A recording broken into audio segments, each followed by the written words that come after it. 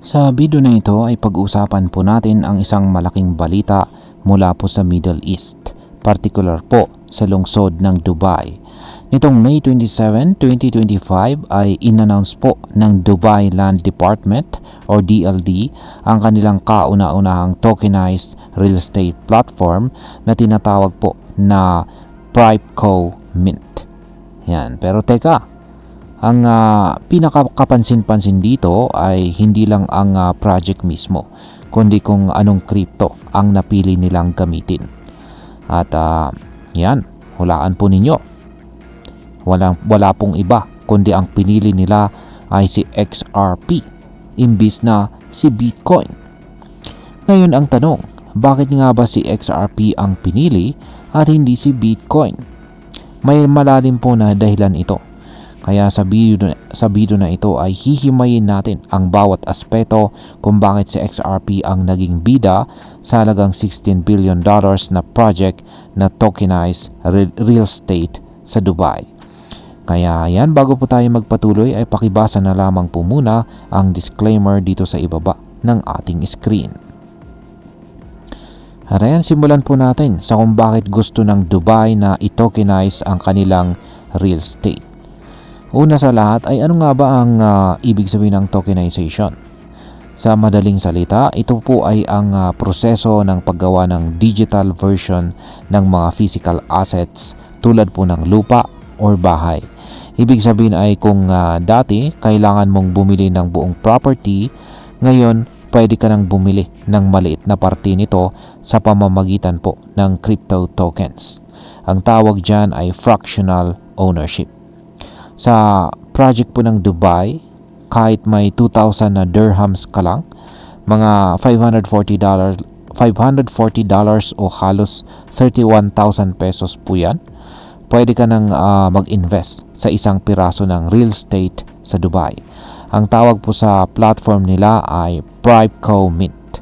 At ito ay ginawa sa tulong ng iba't ibang organisasyon tulad po ng Dubai Future Foundation. Yan, Dubai Future Foundation, Control Alt, at saka Virtual Assets Regulatory Authority. Pero ang pinakamahalagang desisyon po nila ay kung anong blockchain ang gagamitin nila para suportahan ang sistemang ito. At dito na nga pumasok itong si XRP. Ayan, ngayon ay bakit hindi si Bitcoin ang pinili? Marami ang nagtatanong, di ba si Bitcoin ang number 1 na crypto? Bakit hindi siya ang napili? Ang sagot po sa katanungan na yan ay simple pero malalim. At ayan po, ang kasagutan ay efficiency. Ayon sa kilalang crypto influencer na si Ginoong Jan Square, may 6 na pangunahing dahilan kung bakit mas pinili ng Dubai sa XRP kaysa kay Bitcoin. Kaya, ayan, ang unang dahilan. Unang-una ay ang transaction speed. Yan. Unang dahilan ay ang bilis ng kanyang transaction. Si XRP ay kaya pong mag-settle ng transaction sa loob lamang ng 3 to 5 seconds. Samantalang si Bitcoin ay kailangan mong maghintay ng 10 minutes hanggang 1 oras para lang makumpleto ang isang transaction. Ibig sabihin ay kung may bumili ng tokenized property at kailangan agad itong ma-process, mabilis. Mas mabilis po ang serbisyo ni XRP.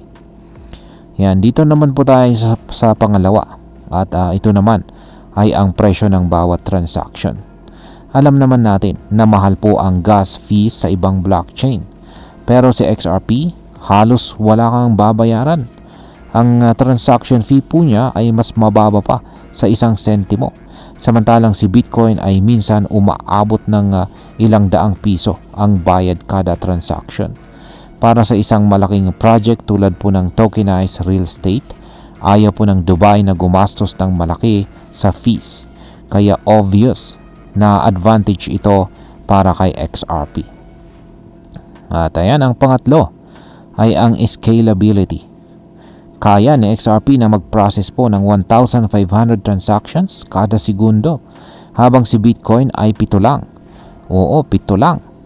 para sa project na inaasahang aabot ng $16 billion o mahigit 900 billion pesos ang halaga sa taong 2033, kailangan nila ng blockchain na kayang tumanggap ng libo-libong transaction ng sabay-sabay.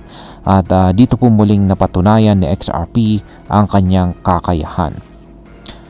Yan, ang pang-apat na dahilan ay ang sustainability. Alam naman natin na si Bitcoin ay gumagamit po ng proof of work na nangangailangan ng matinding enerhiya para sa mining. Sa sobrang taas ng konsumo ng kuryente, may mga bansang tuluyan ng ipinagbawal ang Bitcoin mining tulad po ng China. Samantalang si XRP, gumagamit po siya ng consensus algorithm na hindi po nangangailangan ng mining. Kaya mas environment friendly si XRP at yan po, swak na swak sa green goals ng Dubai. Yan, panglima ay ang institutional friendliness.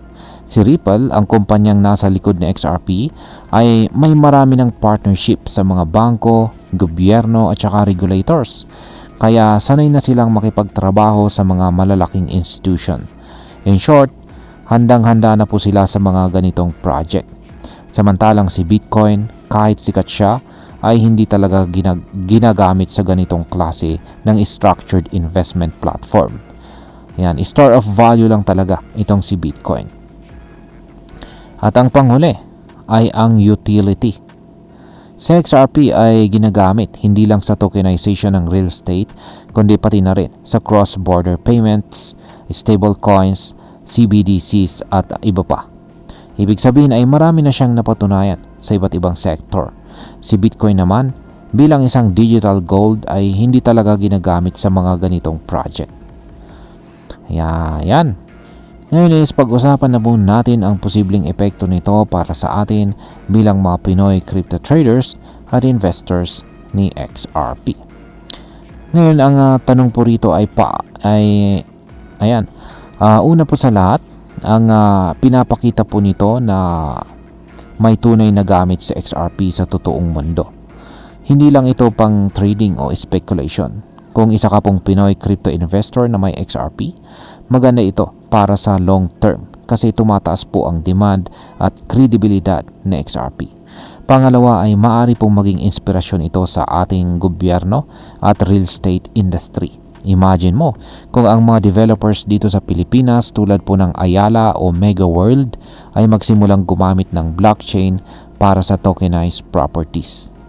Mas mapapadali po ang investment para sa ordinaryong Pinoy. Hindi mo na kailangan ng milyon para magka-property share. Pwede na sa crypto lang.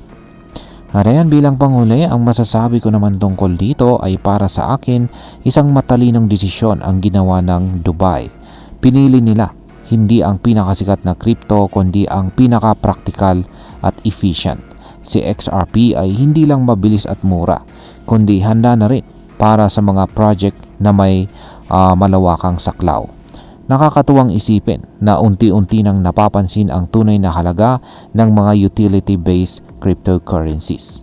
Sana sa hinaharap makita rin ito ng mga leader po natin dito sa Pilipinas. Kung tatanungin mo ako kung worth it pa bang i-hold si XRP, ang sagot ko ay oo naman, lalo na kung long term ang mindset mo. At ayan, hanggang dito na lamang po tayo sa video na ito mga ka-crypto. Marami pong salamat sa panonood. Ingat po tayo lagi at God bless po sa ating lahat.